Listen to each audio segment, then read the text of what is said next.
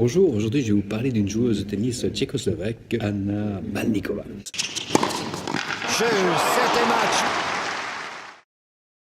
Alors Anna Malníková, elle est arrivée de manière tonitruante sur le circuit professionnel des débuts des années 80. Tout ça ne nous rajeunit pas. Anna Malníková, pourquoi je dis de manière tonitruante? Parce qu'elle a gagné très rapidement un tournoi du Grand Chelem à l'âge de moins de 20 ans. Et ce qui est surprenant, c'est qu'elle gagne ce premier tournoi du Grand Chelem sur la surface la plus lente, la terre battue, alors que Anna Malníková a ce qu'on appelle un tennis d'attaque. Donc elle aurait dû gagner son premier tournoi du Grand Chelem à Wimbledon, à l'US Open, sur des surfaces plus rapides. Et donc Anna Malníková, en fait, c'est une joueuse très élancée, très athlétique, dotée d'un très joli service. Donc le geste est magnifique à voir et en plus il est efficient. Et cette efficience lui permet d'aller rapidement au filet pour faire aussi là de très jolis volets de revers, des belles jolies des volets de coup droit. Donc oui, c'était très agréable à regarder. Donc c'est une joueuse qui pratique le service volé comme un homme pourrait le faire, mais avec le charme féminin. Donc voilà, une vraie perle. Moi je vais revenir et après malheureusement elle a perdu un peu sa niaque, donc elle n'a pas été aussi performante sur le long terme. Donc au début elle était très, elle avait vraiment ce qu'on appelle la niaque. Et je pense que la perte de son niaque, quelque part, ça peut être lié à ses origines. Pour rappel, elle est tchécoslovaque, ça se déroule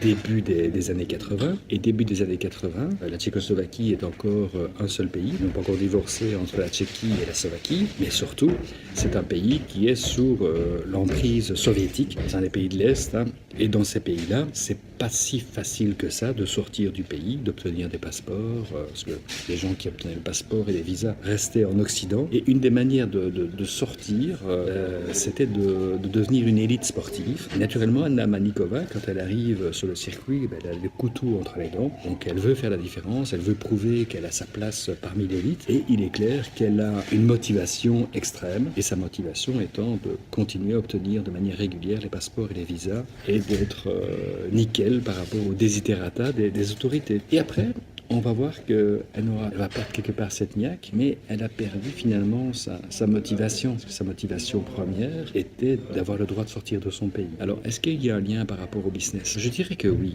dans le sens où, ça peut être auto-centré aujourd'hui. C'est-à-dire que, par exemple, dans mon cas de figure, ce qui me motive quand j'arrive dans une entreprise, c'est d'être très vite identifié comme étant parmi l'élite de l'équipe commerciale. Donc pour moi, il fallait toujours à un moment donné être le meilleur vendeur de l'entreprise. Donc en tout cas parmi le trio de tête. Et une fois que j'avais atteint ce mini sommet, j'avais tendance à me démobiliser, quoi. Mon objectif personnel était atteint. Donc c'était pas l'augmentation du chiffre d'affaires qui me faisait vivre. Rendre service, oui, certainement, mais il n'y a pas toujours, quoique s'il y a quand même un lien entre rendre service et l'augmentation du chiffre d'affaires. Mais néanmoins, j'ai perdu ma motivation première. La conclusion à laquelle je voudrais arriver aujourd'hui, c'est que c'est la responsabilité de l'encadrement d'identifier en fait ce qui fait vivre émotionnellement les différents membres de l'équipe commerciale. Il faut identifier quels sont les leviers sur lesquels on peut agir pour que le vendeur continue à maintenir sa niaque. Et au début, ils ont toujours la niaque.